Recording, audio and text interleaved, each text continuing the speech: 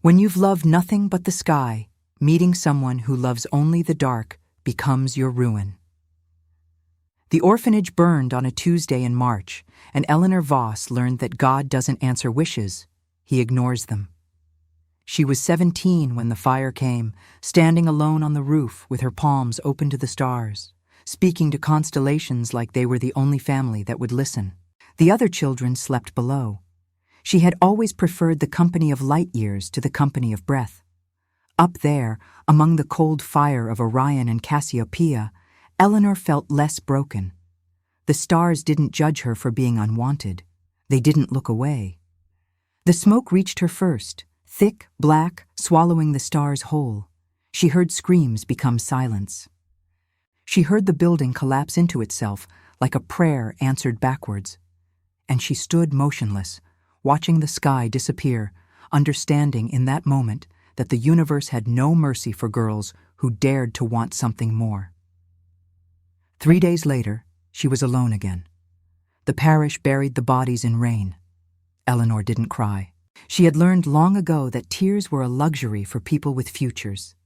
They placed her in service at Blackthorn Estate, a manor that seemed to exist outside of time, perched on cliffs where fog never fully lifted and the sea below sounded like breathing. The house belonged to no one anyone spoke of. An old caretaker, Mrs. Holloway, lived there with her silences and her cats. She needed help. Eleanor needed a roof. The arrangement was wordless and practical. The first night, Eleanor climbed to the highest window and found the stars again. They looked smaller here, closer somehow, as if they had descended to meet her at the edge of the world. She pressed her palm against the cold glass and made a wish without thinking, a habit older than hope itself. Let someone find me before I disappear completely. The manor's library became her sanctuary. Books promised worlds she could enter and leave at will. In stories, orphans became princesses. In stories, love came at exactly the right moment. Eleanor consumed narratives like they were the only real food available to her. Pages yellowed and cracked from centuries of reading, some still smelling of the hands that had held them. It was there, on an evening when December had turned the estate into a landscape of ice and silver, that she found the journal. It was bound in leather that felt like silk, and the handwriting inside was meticulous, haunted, written in English, but with the architecture of a language older than centuries. She should have stopped reading. Mrs. Holloway had warned her, quietly, cryptically, that some doors in the manor were not to be opened. But Eleanor had always been drawn to locked things. 1847. I have chosen isolation as a mercy to others. How many more centuries until I believe I deserve it? 1889. She had violet eyes.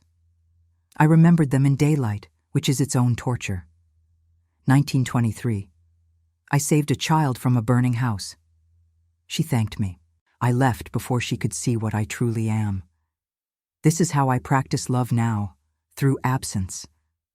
The handwriting shifted, evolved, repeated itself across decades with the same careful precision and the same underlying ache. Someone had been writing here for longer than anyone should live. Someone had been documenting their own damnation. Eleanor heard the footstep too late. He stood in the library doorway, with snow still clinging to his coat, and she recognized him immediately, though she had never seen him before. Recognition, she would later understand, is the soul knowing what the mind cannot yet name. He was pale as stone, with eyes the color of old silver, the kind that had watched empires crumble. His face held a beauty that hurt to perceive directly, like looking at something sacred and ruined simultaneously. There was blood on his hands. It was dark, dried, and it did not belong to him. "You've read my confessions," he said, not a question. His voice moved through the room like something that predated language, low, careful, carrying the weight of 800 years of solitude. Eleanor should have been afraid. Instead, she felt the strangest sensation, recognition answering recognition. as if some ancient part of her had been waiting for this specific darkness to arrive and claim her. "You saved children from fires," she whispered, "but you always left." He stepped into the room, and the temperature seemed to drop further. Snow and ice crystallized on the window behind him, not from cold, but from something else. Something that bent the laws of the natural world toward his proximity. "I left because loving requires presence, and presence is a cruelty I cannot afford." His eyes met hers. "I am Constantine. I have lived 8 centuries. I have forgotten more languages than you have lived lifetimes, and I have come back to Blackthorn because this is the only place on earth where the weight of my choices feels bearable." Eleanor understood in that moment that the stars had not ignored her wish. They had simply answered it in the most dangerous way possible. Subscribe if you believe mercy can resurrect even the damned.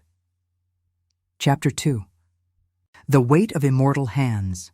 Some people arrive not as salvation, but as the beginning of a beautiful, terrible fall. Constantine did not explain his presence. Mrs. Holloway seemed unsurprised, moving through the manor with the practiced discretion of someone who had already made peace with the impossible. Eleanor understood, without being told, that the caretaker had known all along. The manor itself seemed to acknowledge his return. Candles flickering in rooms he entered, mirrors reflecting him at angles that defied geometry, the old woods settling with what might have been relief. He rarely appeared during daylight. The hours between dusk and dawn became the only time Eleanor saw him move through the corridors of Blackthorn, and she found herself abandoning her roof worship of the stars to wait for those movements. It was irrational. It was dangerous. It was the only thing that made the weight of her own existence feel purposeful. They began speaking in the library 3 days after he returned. "Why did you leave the journal exposed?" Eleanor asked, running her fingers along the leather spine. "You wanted me to read it." Constantine stood at the window, watching snow accumulate on the cliffs below. His silhouette seemed to absorb light rather than reflect it. "No," he said, "I wanted to burn it. But some nights, I'm too tired to destroy my own evidence." He turned to face her. 800 years of evidence. "Tell me something true," Eleanor said. She had learned that directness was the only language Constantine understood. Politeness bored him. Caution insulted him. He moved closer, and she caught the scent of him, iron and winter, like standing at the edge of a frozen lake at midnight. "I am a vampire made by accident," he said without ceremony. "Not seduction, not hunger, not darkness. I was a surgeon in Vienna, 1224. A woman came to me with a disease that was consuming her from inside. I loved her. I tried everything, every remedy, every prayer, every ruthless procedure. She died anyway. At her funeral, something else arrived with the mourners, a thing that had already been dead for centuries. It offered me a choice: join her beyond death, or live forever, watching others die the way she did." He paused. "I chose the third option instead. I became a witness. I became a surgeon of human pain. And I made myself believe that watching suffering was penance enough." Eleanor felt something crack open inside her chest. Not sympathy, but recognition. The understanding that his loneliness was not tragic. It was chosen. It was a form of self-preservation that had calcified into habit. "You're still in love with her," Eleanor said. "No." His eyes held hers. "I'm in love with the idea that immortality gives us time enough to prevent tragedy. 800 years, and I have failed to prevent a single death." He reached out, and Eleanor's breath caught. His fingers were cold, not from the winter outside, but from something internal, as if his body was always on the edge of ice. He touched her cheek with the gentleness of someone handling something that might shatter. "You wished on the stars," he said. "I felt it. The first night you stood on the roof, you wished so hard that the universe itself bent slightly toward your voice. I shouldn't have answered. Answering wishes is how monsters justify their existence. "Are you a monster?" Eleanor whispered. "Yes," he said. "And you are the girl who loved something that cannot reach her. Perfect symmetry." But his hand did not pull away. That night, Eleanor did not climb to her roof. Instead, she followed Constantine into the oldest part of the manor. The eastern wing that Mrs. Holloway had warned her contained expired history. The corridors narrowed, became less light, became more like the inside of something alive and breathing. Portraits lined the walls, and Eleanor realized as she passed them that the faces changed across the centuries, but the eyes remained constant. His eyes, the same silver, the same depth, the same ache. "These are fragments," Constantine explained, noticing her observation. "Moments I allowed myself to be painted, to be remembered, to believe I mattered. Each one represents a century where I told myself I had finally learned how to live without causing harm." They arrived at a room that seemed to exist outside normal architecture. The walls were covered in journals, thousands of them, leather and cloth and paper, stacked in spiraling towers that suggested a man documenting not just time, but the weight of witnessing time accumulate. "Every person I saved," he said quietly. "Every life I prolonged through surgery or intervention or simple presence. I wrote their names. I wrote their stories.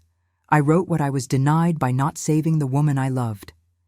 He turned to Eleanor.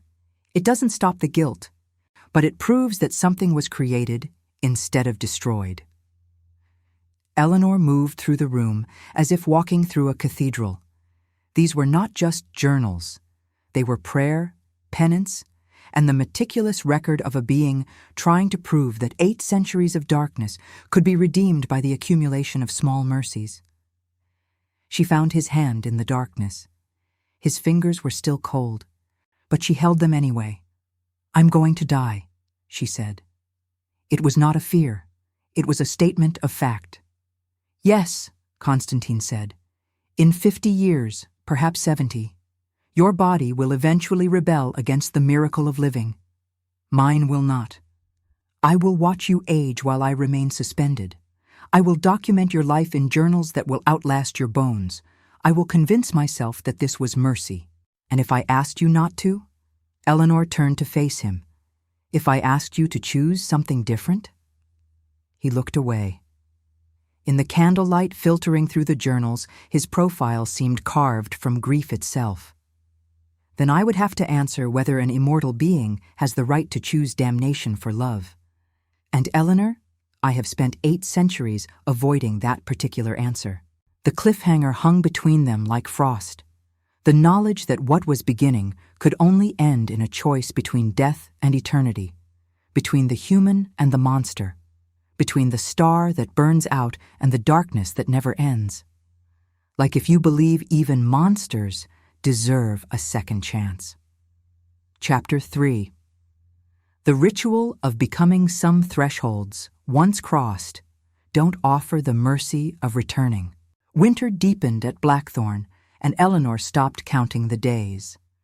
Time became something fluid, measured not in hours, but in the moments between dusk and dawn when Constantine emerged from the east wing like something summoned from the manor's oldest stones.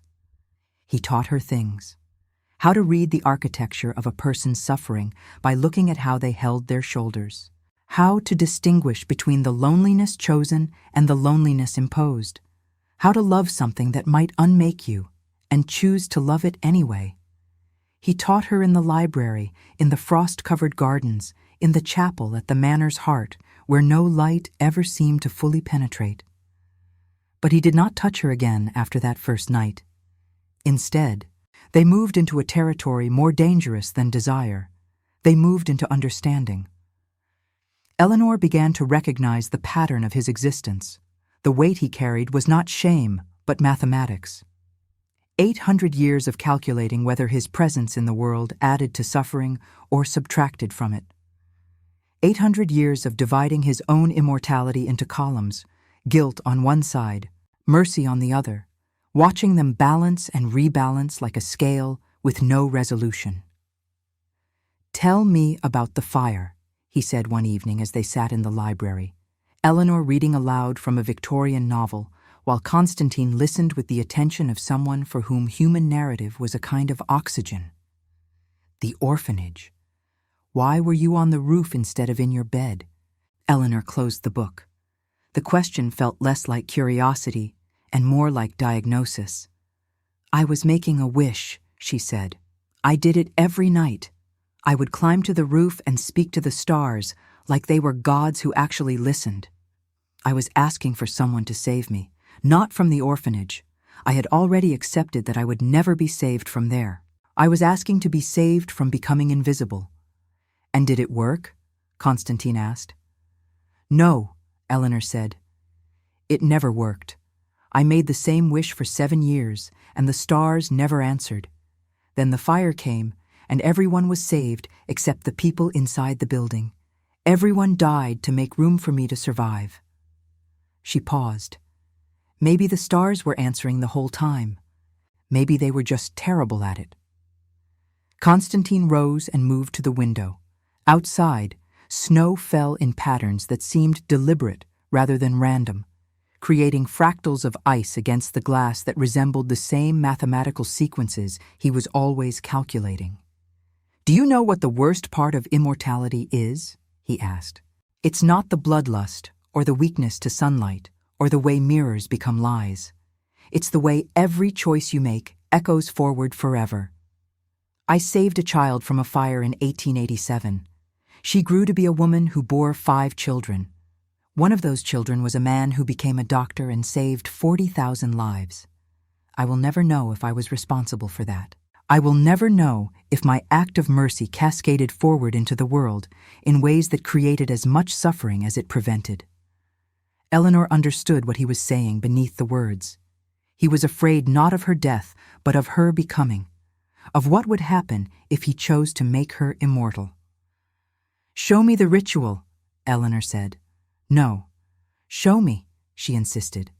"Show me what choosing eternity actually looks like. Show me before I decide whether to ask for it." Constantine turned, and his face was a landscape of 800 years of accumulated refusal. "I don't perform rituals anymore," he said. "That was Katerina's way, the one who turned me. She believed immortality was a blessing, a transcendence, a gift wrapped in blood. I have learned it is only a postponement of the inevitable. Choosing immortality is choosing to witness death forever while remaining unable to stop it."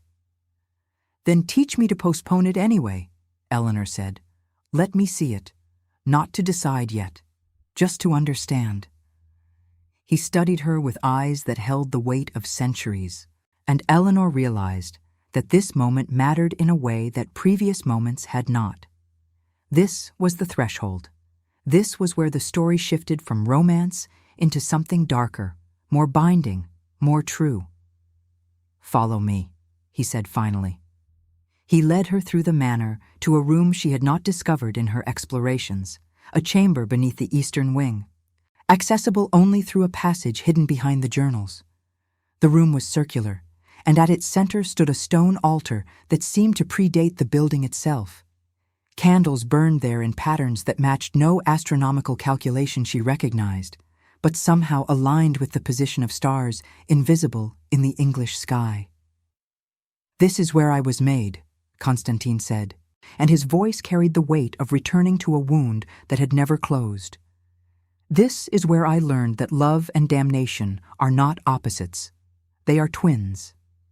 He began to move through the space with ceremonial slowness, and Eleanor understood that this was not show. This was the reenactment of his own transformation, performed in the company of someone he might love enough to condemn. "The ritual requires a choice," he said. "Not from the person being transformed. They have no power. The power belongs entirely to the one doing the transforming. I must choose to give you immortality, and the choice must be made not from love, but from belief that you are worth preserving forever, that the world needs you in it across centuries." He approached her, and Eleanor felt the temperature drop further. His eyes changed. The silver darkened, became almost black, and she saw the hunger underneath the gentleman. This was the monster. This was the thing that had learned 8 centuries of control. "Do you understand?" he asked. "I cannot do this from tenderness. I cannot do this from desire. I can only do this from the belief that eternal ache is better than your absence." Eleanor reached toward his face, and he did not pull away. She touched the place where his jaw met his neck, where she could feel the constant coldness, the absence of pulse, the mechanism of something that had stopped being human. "I'm not asking you to," she said. "I'm asking you to show me the choice is real. Show me the ritual exists. Show me that every moment after this can be made with full knowledge of what it means." Constantine closed his eyes. When he opened them again, Eleanor saw the silver had returned. He had pulled the monster back down into the depths of himself. "There is a glass," he said, gesturing to an ancient mirror that seemed to absorb light rather than reflect it. "If you drink from my wrist while looking into it, you will see 3 possible futures. One where you accept immortality, one where you refuse and live a human life with me as your memory, one where you refuse and forget me entirely. The mirror shows only what your soul already knows is possible, but once you see them, you cannot unsee them." Eleanor approached the mirror. Her reflection was clearer than it should be. Every scar, every moment of loss, every impossible wish written across her face. "If I look," she asked, "will it change what I choose?" "Yes," Constantine said. "Knowledge always changes choice. That is what makes it knowledge rather than destiny." Eleanor leaned toward the glass, and Constantine offered his wrist. She could see the vein there, the mechanism of transformation, the physical act that would remake everything. She hesitated at the threshold. Then she drank. "Comment eternal if you'd trade your soul for love that heals. And now, I invite you to leave a trace of your presence in the comments. Tell us where in the world you're watching from and the exact hour you hear this story. We wish to know how far these immortal confessions travel, and at what moments of the night they find you." Chapter 4. The 3 Mirrors. Some truths don't arrive as epiphanies. They arrive as a necessary drowning. The blood was not what Eleanor expected. She had imagined sweetness, intoxication, a fall into darkness. Instead, it was a key turning in every locked door of her consciousness simultaneously. Every memory she had ever suppressed came flooding back, not the fire at the orphanage, which she had been watching when it happened, but the moment before. She had been making her wish to the stars, and she had wished not for salvation, but for evidence that the universe could hear her. She had wished so hard that she had fractured something inside herself.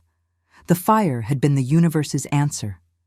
In the mirror, the first image came into focus. Eleanor saw herself at 73 years old, silver hair, Constantine standing beside her in darkness. She was dying slowly, some wasting disease, and he was documenting her final days in a journal, writing down every word she spoke, every thought she expressed, with the meticulous attention of someone who believed that preservation was love. In this future, she had rejected immortality, had chosen her human span, and Constantine had chosen to remain present for the whole of it. The last entry in the journal was written on her deathbed. She taught me that a human life, fully lived, is more profound than my 8 centuries of evasion. I choose to remember her as proof that salvation exists. Eleanor felt the weight of that choice, the mercy of death, the limitation of time, the way it made every moment matter. Then the mirror shifted. In the second vision, Eleanor saw herself as immortal. She was standing in the east wing of Blackthorn, and centuries had passed around her. Constantine was still there, but changed. The silver in his eyes had deepened into something that looked almost like madness. The accumulated weight of watching civilizations rise and fall, of saving lives only to watch them die anyway, of the futility, calcifying into a kind of quiet despair. She was asking him a question. Why do you let me stay with you? I could have left centuries ago. And his answer came not in words, but in the weight of his silence. They had become less lovers and more fellow prisoners, bound by the shared knowledge that their immortality was a cage they had built together. Eleanor felt the suffocation of that choice, the absence of ending, the way time became a weapon instead of a gift. And then the final mirror. In it, Eleanor stood at this moment. The blood still fresh on her lips, but she was walking toward the door. In this version, she turned away. She rejected the ritual, rejected Constantine, walked out of Blackthorn into the human world, and lived a life of ordinary grief, ordinary love, ordinary endings. She had a daughter. She had grandchildren. She had a grave in a cemetery where the rain fell and the grass grew, and everything was forgotten exactly as it was supposed to be. But in the corner of that mirror's reflection, she could see Constantine watching from the distance. He never approached. He never attempted to reclaim her. But he watched, documented, wrote her name in journals that would last forever. He kept her alive in the only way an immortal being could, through the alchemy of memory and grief. Eleanor gasped back into her body, choking, the blood still on her tongue. She was on her knees. Constantine was standing over her with his face carved from centuries of knowing exactly what she had just witnessed. He offered her his hand, and she took it, letting him pull her to her feet. "Which one is real?" Eleanor whispered. "All of them," Constantine said. "None of them. The mirror shows not what will happen, but what your soul is capable of choosing. 3 parallel eternities, all equally true until the moment you choose which one to collapse into reality." Eleanor moved toward the mirror, looking at her own reflection. The blood had stained her lips, and for a moment, she looked almost like him, pale, caught between states, belonging fully to neither the living nor the dead. "How do you live with knowing all the possibilities?" she asked. "I don't," Constantine said. "I exist in a state of permanent suspense, unable to choose any of them. That is why I have remained at Blackthorn for 80 years. This manor is neutral ground, where all 3 possibilities can exist simultaneously without collapsing into a single choice." Eleanor turned to face him. The room seemed to be breathing around them, the candles flickering in patterns that matched her heartbeat. "Show me the East Wing completely," she said. "Show me all the journals. Show me every person you've saved.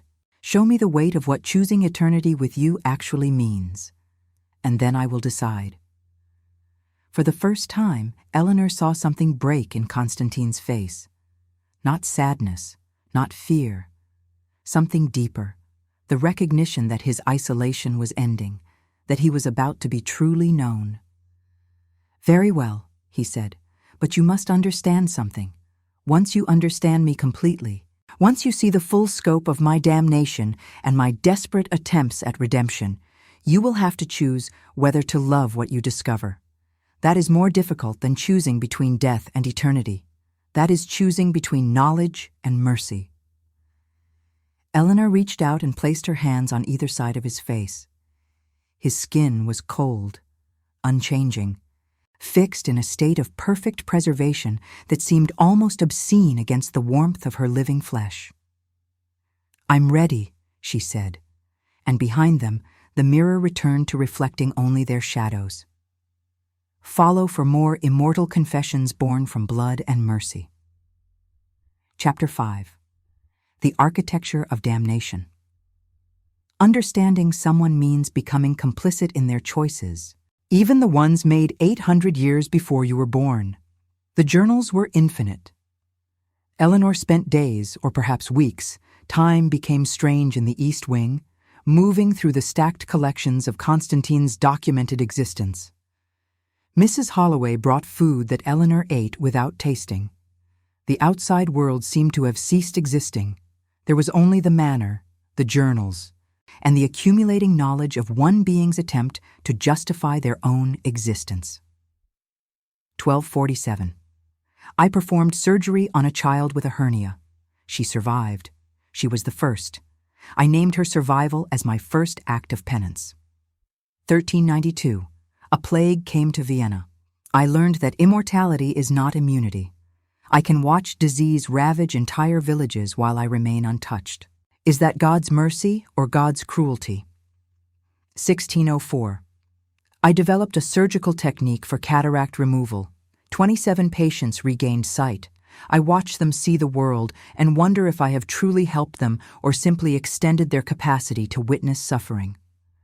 1791. A revolution came. I tried to remain neutral. Neutrality is a luxury only the immortal can afford. The dying require witnesses. The journals documented not just his medical interventions, but his philosophical decay, the slow erosion of a being who had kept trying to believe that understanding could lead to acceptance. Eleanor found entries about the fire at her orphanage. 1909. A man arrived at my door. He told me that I had saved his daughter from a burning building 22 years prior. He wanted to thank me. I did not remember her. This is the cruelty of immortality. There are so many moments of grace that they blur into a single undifferentiated mass. I saved her, and she became a mother, and she raised a child who is now a teacher, and that teacher has educated hundreds of people who will influence thousands more. I cannot know if my action created more good or more suffering. I choose to believe it was good.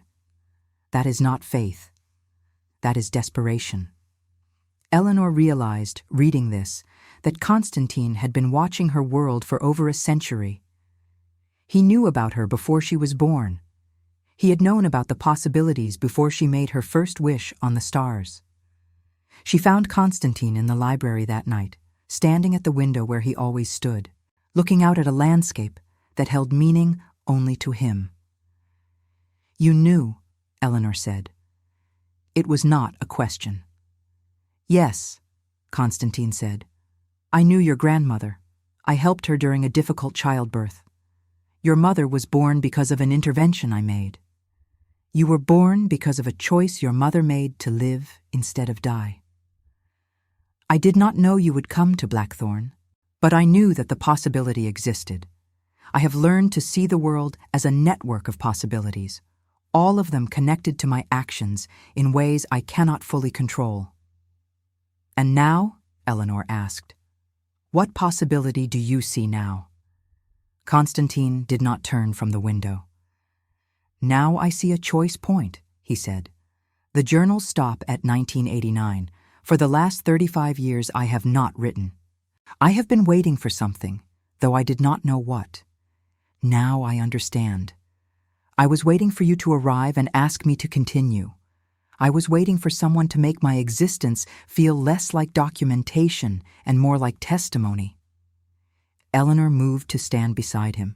The snow had stopped and the cliffs were visible below them, a sheer drop to rocks and dark water. "Tell me about Katerina," Eleanor said, "the one who made you immortal." Constantine's jaw tightened. In all the journals, Katerina's name appeared only rarely, always in the context of shame and refusal.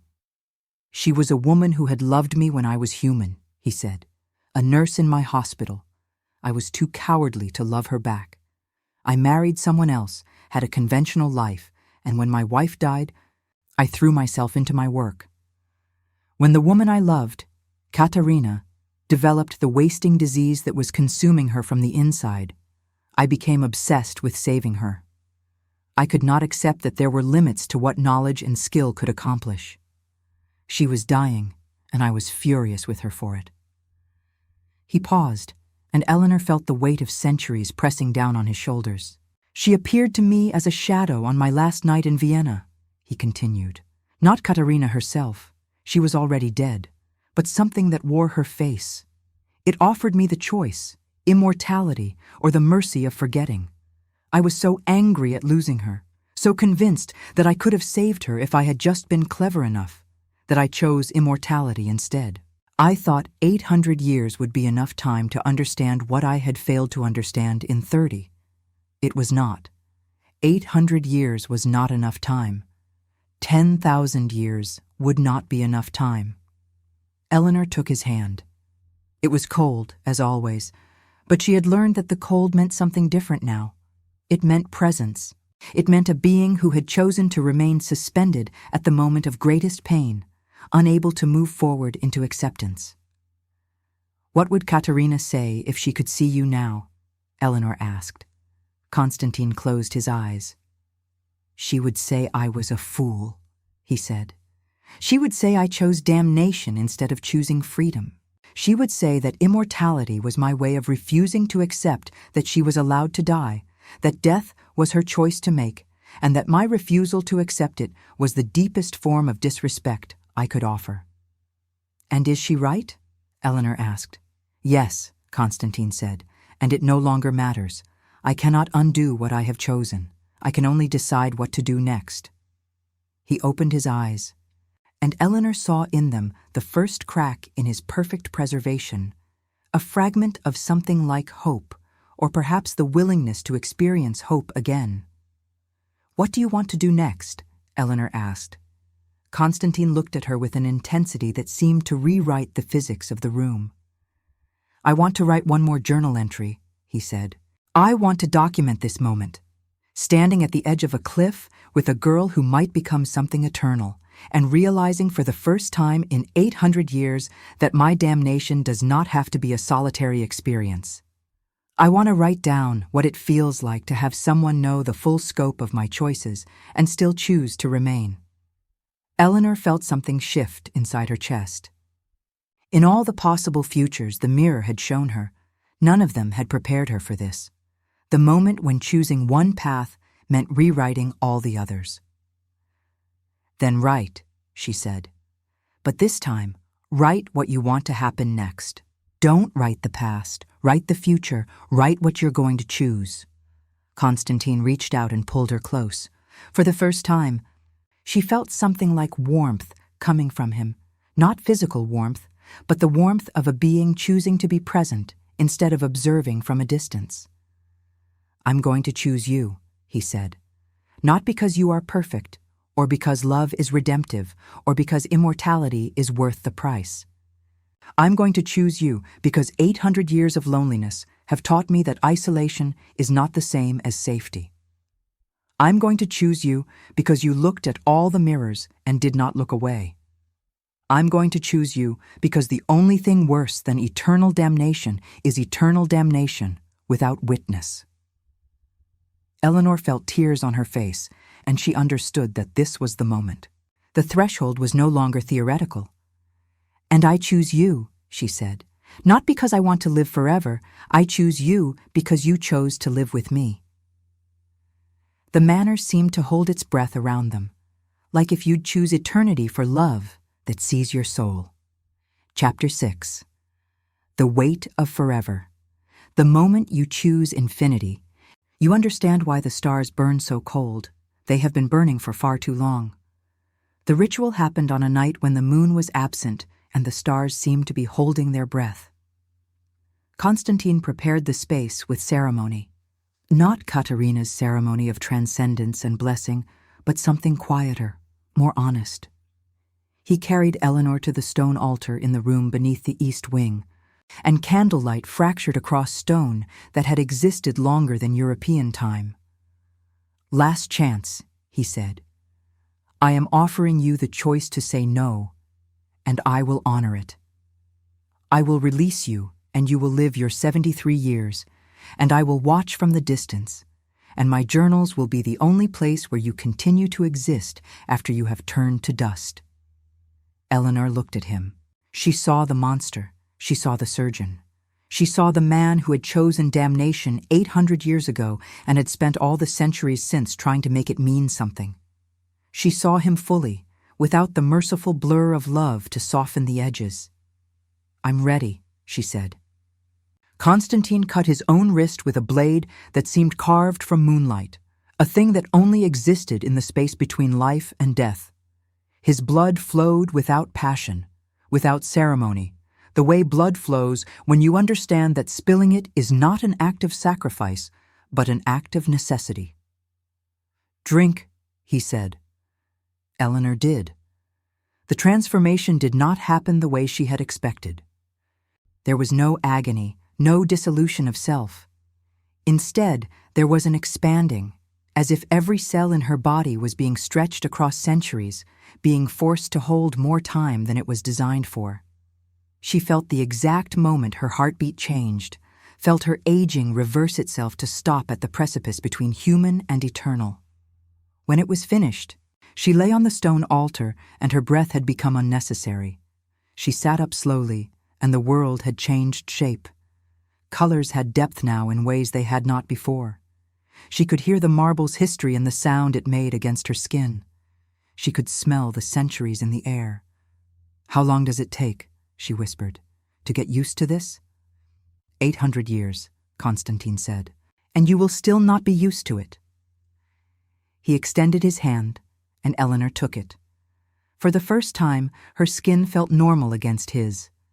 Neither warm nor cold, but aligned in a way that spoke to fundamental equivalence. They were no longer mismatched. They were parallel lines that would never intersect, but would travel forward together anyway. They climbed the stairs to the top of Blackthorn and stood on the roof, where Eleanor had made her first wishes to the stars. "Now what?" Eleanor asked. "Now we document," Constantine said. "We take the East Wing and we fill it with new journals. We write down what happens next. We write what it means for two immortals to choose to remain with each other instead of scattering into the darkness." Eleanor looked up at the stars, the same stars she had been making wishes to her entire human life. They looked different now, smaller somehow, but also more intimate, as if immortality had closed the distance between her and everything she had loved from a distance. "I want to do something different with my journals," Eleanor said. "I don't want to document suffering anymore. I want to document moments where it almost feels like joy. I want to collect proof that meaning can exist, even if it's temporary. I want to write down everything I notice that proves the world is still worth existing in, even if existence lasts forever." Constantine looked at her with an expression that might have been the beginning of hope. "That," he said, "is the most dangerous thing either of us has ever chosen, choosing to find meaning in infinity. Do you understand what that means?" "It means we're no longer prisoners," Eleanor said. "We're no longer just survivors. We're choosing to become the world's witnesses. We're choosing to care, even though caring will hurt forever." They stood together at the edge of the roof, and below them, the world continued its ancient rotation. In cities and villages and small rooms in orphanages that had not yet burned, people were making wishes to stars they believed would never answer. Eleanor understood now that the stars had been answering all along. They answered by sending someone who had chosen to live forever, so that at least one being in the universe would be present to see if the wishes came true. They answered by creating possibilities, infinite branches of reality where redemption was always possible, even for the damned. Mrs. Holloway appeared on the roof behind them, and Eleanor was not surprised to see that her eyes held the same silver tint that now reflected in her own mirror. "Another one?" Eleanor asked. "The third," Mrs. Holloway said. "In 80 years, after you, the manor was quiet for a long time. I was beginning to think that Constantine would remain alone forever, and that would have been a mercy." She smiled, and it was the first expression Eleanor had ever seen cross her face. "I am glad to be wrong about that." The three of them stood at the edge of the roof as dawn began to approach. Eleanor did not feel the weakness Constantine had described. Instead, she felt a deepening, as if she was being pressed into herself, becoming more concentrated, more essential. The sun would arrive in 20 minutes, and she would have to retreat into the darkness of Blackthorn's interior.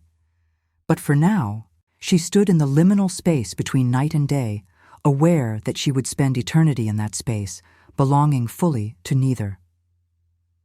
"The journals begin again at midnight," Constantine said. "We will write together. We will create a testimony that spans not 800 years, but thousands. We will prove that immortality can become something other than damnation." Eleanor leaned against him. and for the first time, her body understood the weight of forever without collapsing under it. "Do you think we'll make it?" she asked. "Do you think we'll survive not just the years, but the meaning? The weight of knowing everyone we encounter will die while we remain?" Constantine was quiet for a long moment. "No," he said finally. "I think we will eventually collapse under it. But that is thousands of years away. For now, we have only the moment, and the next moment, and the moment after that. We have exactly as much forever as we can hold." The sun rose over Blackthorn, and they retreated into the darkness. If this story has already captured you, leave a like. It helps the voices of those who chose eternity reach more hearts. Chapter 7. The Architecture of Meaning. When immortality becomes a choice made daily rather than a curse endured nightly, everything changes, including what it means to be damned. 5 years passed at Blackthorn. Eleanor understood now that time moved differently for the immortal. 5 years was nothing, barely long enough to develop habits, to establish routines, to begin understanding the weight of forever. But in those 5 years, the manor transformed. The East Wing, which had been a monument to Constantine's solitary grief, became a living space. The journals multiplied, not in the careful documentation of suffering avoided, but in the joyful documentation of moments worth saving. Eleanor's entries were different from Constantine's, where he had spent 8 centuries recording what he had prevented. She recorded what she had chosen to witness. Year 1, Entry 14. Constantine noticed that the raven that lives in the manor's eaves has learned to recognize the sound of his footstep. It comes to him. This is a small thing, the trust of an animal. But Constantine cried when he realized that something living had learned to approach him without fear.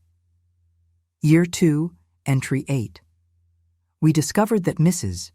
Holloway plays the violin. She plays in the tower on nights when the moon is full.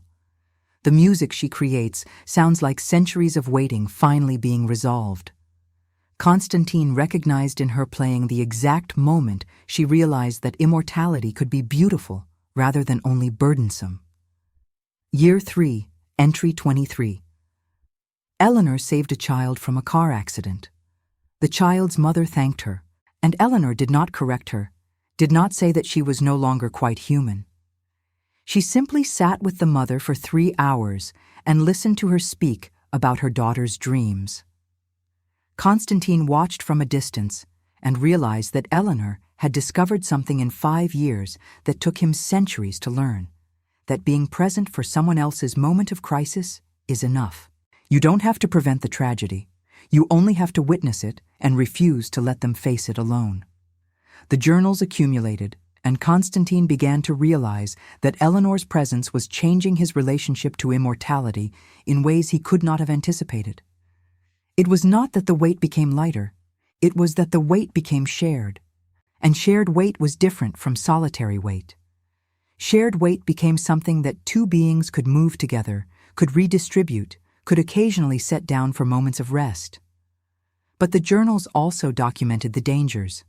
Eleanor began to struggle with detachment. Having infinite time meant that she started to care less intensely about individual human moments. She could sit with someone's grief and feel it, but she could also distance herself from it in a way that a human being could not. She caught herself thinking thoughts that terrified her. This person will die eventually anyway. Why should I invest in this moment? She was developing the callousness of immortality, the slow erosion of mercy that came from knowing you would outlast everything. Constantine recognized the danger immediately. "This is where I faltered," he said one night, watching Eleanor move through the manor with mechanical precision. "This is the moment where grief becomes indifference. This is when 800 years of witnessing turns into 800 years of not truly seeing." Eleanor looked at him with eyes that were becoming harder to distinguish from his own. "How do you stop it?" she asked. "How do you prevent yourself from becoming the thing that watches the world but doesn't participate in it?" "You don't stop it," Constantine said. "You acknowledge it. You name it. You create rituals to remind yourself why you chose to remain. That night, Constantine led Eleanor and Mrs. Holloway to a room in the manor that had been sealed for decades, a room that even Eleanor had not discovered in her explorations. Inside, it was empty except for a single mirror that matched the one in the chamber beneath the east wing. "This is the mirror of consequence," Constantine explained. "The other mirror shows you possible futures. This one shows you the chain of cause and effect that your actions create across time. Look into it when you begin to feel detached. Look into it when you start to doubt why you chose this." Eleanor approached the mirror hesitantly. What she saw was not herself, but a map of consequence. She saw the child she had saved from the car accident growing up and becoming a therapist. She saw that therapist helping hundreds of people. She saw those people making different choices because they had been helped. She saw entire lineages of possibility branching out from her single moment of intervention. But she also saw the dark branches. She saw the people who had suffered because they survived instead of died. She saw the suffering that continuation created, the pain that came from postponing the mercy of ending. "This is the true weight," Constantine said. "Not the suffering you prevent, but the complexity of knowing that preventing suffering sometimes creates different suffering. This is what makes immortality a curse rather than a gift. We have to live with the full scope of our consequences." Eleanor turned away from the mirror, shaking. "How do you live with that?" she whispered. "How do you live knowing that saving someone might create more suffering than letting them go?" "You don't live with it," Mrs. Holloway said. She had been quiet until now, but her voice carried the weight of her own 800 years of immortality. "You exist with it, and you choose, every single day, that existing with the weight is better than not existing at all." Eleanor realized in that moment that there were stories she did not know. There were chapters of Constantine's existence that predated even his own journals. There was an entire history of immortals who had chosen to remain at Blackthorn, to create community instead of solitude, to build meaning together instead of documenting damnation alone. "How many of you are there?" Eleanor asked. 3 now, Mrs. Holloway said. "There were more once. But immortality is a choice that some of us make for decades or centuries before realizing we cannot sustain it. Some of us choose to walk into daylight. Some of us choose to simply stop, to stop eating, stop moving, stop existing. Death is not forbidden to us. It is only difficult." Eleanor felt something shift in her understanding of immortality. It was not a cage. It was a choice that could be unmade if you were brave enough to unmake it. "And you?" Eleanor asked Constantine. "Why did you choose to remain?" Constantine looked at her with eyes that held the silver light of infinite possibilities. "At first, I remained because I was too cowardly to choose death," he said. "Then I remained because I became convinced that my suffering meant something. Then I remained because I was used to it. And now," he paused, "I remain because I want to see what you will choose in the centuries to come. I want to know if immortality is something that can be transformed into wisdom instead of only becoming a monument to suffering." Eleanor understood in that moment that this was what love looked like for beings who could not die. It was not the passionate burning of human love. It was the slow accumulation of choices to remain present, to continue witnessing, to allow yourself to be shaped by another's becoming. The ritual that Eleanor had undergone had not only changed her body, it had changed the fundamental question she asked herself every day. Instead of, "How do I prevent suffering?" she began asking, "What does it mean to live forever? And what am I willing to become to make that living worth the price?" That night, she began writing in a new journal, not the record of Constantine's documented existence or Mrs. Holloway's accumulated centuries, but her own inquiry into what immortality could become if it was chosen not as escape from death, but as engagement with an infinite present. Entry 1. I am beginning to understand that the stars I wished upon for 17 years were not distant. They were waiting for me to become distant enough to understand them. Immortality is becoming a star, burning with constant light, watching the earth turn beneath you, never reaching anyone, but never truly alone. Subscribe if you believe mercy can resurrect even the damned. Chapter 8. When eternity speaks your name. There is no ending. There is only the choice to continue writing or to finally stop. 10 years after Eleanor's transformation, Blackthorn Manor held a secret that could reshape the world. Eleanor discovered it while reorganizing the journals, a discovery that came not from looking for something specific, but from noticing the gaps. Between Constantine's 1989 entry and the present day, there was a 20-year silence. 20 years where nothing was recorded. 20 years where even the most meticulous documenter of human grief had chosen not to write. She found him in the oldest section of the East Wing, sitting with a journal that had not been bound like the others. The pages were loose, scattered, written in handwriting so distressed that Eleanor barely recognized it as his own. "What happened?" she asked. Constantine looked up, and she saw something break in his face, not the careful sorrow that characterized most of his emotions, but pure anguish. "I stopped believing it meant anything," he said. 30 years before you came to Blackthorn, I had a moment of absolute clarity. I realized that all the journals, all the documentation, all the careful recording of who I saved and what good came from it, it was all justification.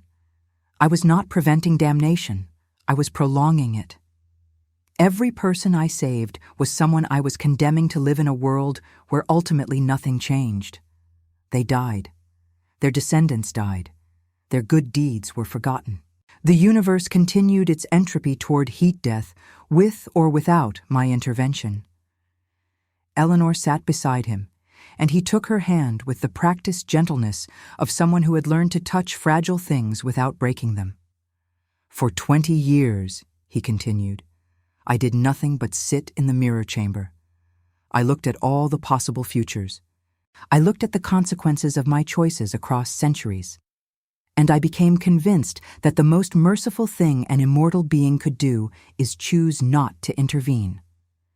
To let humanity stumble toward its own conclusions without the interference of a being who had already lived 800 years and had learned nothing but the futility of caring." "Why did you stop?" Eleanor asked. "Why did you come back?" Constantine opened the scattered journal, and Eleanor saw that the final entry was dated exactly 47 days before she had arrived at Blackthorn. "I saw a light in the sky. A girl on the roof of an orphanage, wishing to stars with such intensity that the universe bent slightly toward her voice. She was not trying to prevent anything. She was simply trying to be heard. In that moment, I understood that meaning is not something that must be prevented or proven. It is simply the act of wishing towards something beyond yourself and having that wish acknowledged by another consciousness. That girl is wishing into the void. I will become the void that wishes back." "I came back," Constantine said, "because I realized that I had made a fundamental error. I had been trying to prevent suffering. But the girl on the roof was not asking for suffering to be prevented. She was asking for evidence that someone was listening. She was asking for proof that the universe contained at least one consciousness that could hear her voice and understand it as valuable." Eleanor felt tears on her face, and she realized that they came not from sadness, but from recognition. She had wished to the stars for 17 years, and in all that time she had not been asking for rescue. She had been asking for witness. She had been asking for the universe to acknowledge that her small, insignificant existence mattered to someone. And Constantine had been the universe's answer. "I don't know how many centuries we have left," Eleanor said. "I don't know if our meaning will matter when the universe ends. But I know that in this moment, right now, your witnessing of my wish has changed everything. That has to count for something." Constantine pulled her close, and for the first time in 10 years of immortality, Eleanor felt the cold of his body as something other than absence. She felt it as presence. She felt it as the particular signature of a being who had chosen to remain in the world specifically to answer her wish. "It counts," Constantine said. "It counts because we are both choosing every day to believe that it counts. That is the only meaning that any consciousness can ever have." That night, they made a decision. Together, Constantine and Eleanor and Mrs. Holloway descended to the chamber beneath the east wing and began a new ritual, not a ritual of transformation, but a ritual of testimony. They gathered every journal, all 800 years of Constantine's documentation, all of Mrs. Holloway's accumulated silence, all of Eleanor's 10 years of beginning to understand immortality. They placed them in the mirror chamber, surrounding the ancient glass on all sides.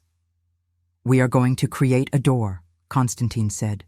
"Not a door that leads outside the manor, but a door that leads into us. We are going to make our existence available to any human who comes seeking proof that meaning exists beyond death." "How?"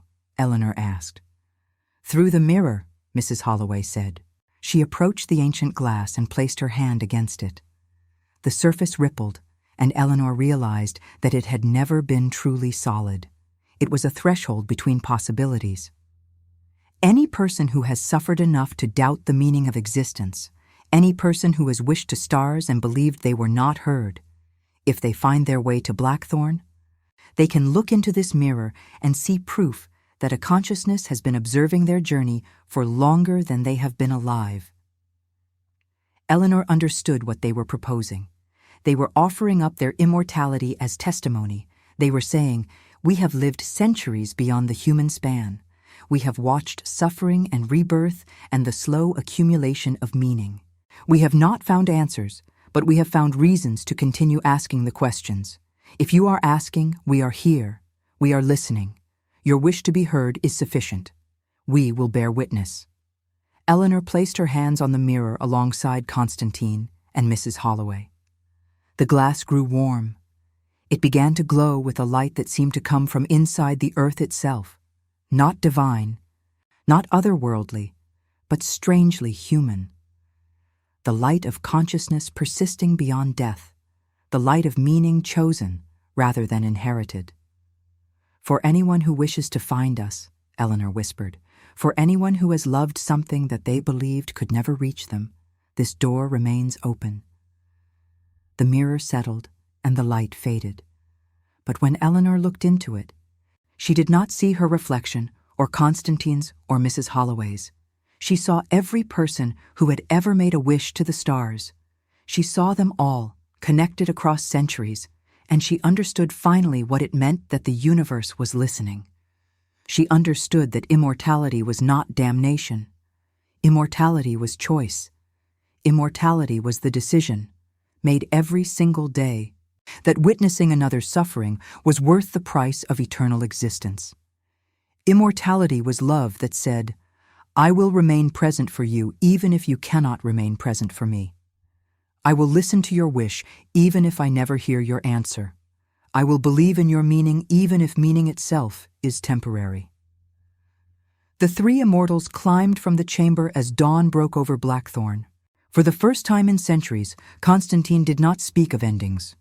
He did not calculate consequences or document suffering. He simply held Eleanor's hand and walked toward the windows where the light was arriving, and he allowed himself to be seen not as a monster or a savior, but simply as a consciousness that had chosen to love despite the weight of knowing it could not last. "What happens now?" Eleanor asked.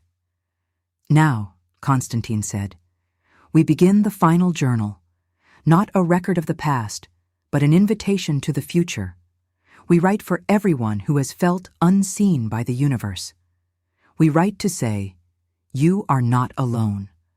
We have been listening from the darkness. We have been documenting the value of your existence in ways you cannot see, but we know it matters. Come find us. Come let us bear witness to your wish." Eleanor looked at the manor, ancient, beautiful, damaged, and eternal. She looked at Constantine with his silver eyes and his 800 years of accumulated wisdom and his infinite capacity to love despite the certainty of eventual loss. She looked at Mrs. Holloway and saw in her face the particular peace of an immortal who had finally found community, and she understood that she had not arrived at Blackthorn by accident. The stars had answered her wish not by bringing her rescue, but by bringing her someone who had learned across 800 years that being heard is itself a form of redemption. "Let's write," Eleanor said, and in the darkness of Blackthorn Manor, two immortals and one who had transcended mortality itself began to write the next entry in a journal that would never end, a document of witness, of love, of the radical choice to find meaning in infinity. Outside, the stars continued their ancient burning. And somewhere in the world, another person made a wish to the darkness. And in Blackthorn Manor, beneath the earth, the mirror recognized the wish and began to glow. Comment eternal if you'd survive the night for someone worth dying for. Like if you believe even monsters deserve a second chance. Subscribe if you believe mercy can resurrect even the damned. And now, in this final chapter, we ask you, has this story found you at the exact moment you needed to hear it? We wish to know where in the world you are listening, and whether, somewhere in your own night, you too are wishing to stars that might finally hear you. The door of Blackthorn remains open. For anyone who has loved something they believed could never reach them, the voices of those who chose eternity travel as far as your belief allows them to travel. Thank you for existing long enough to hear this confession. Thank you for witnessing ours. The end.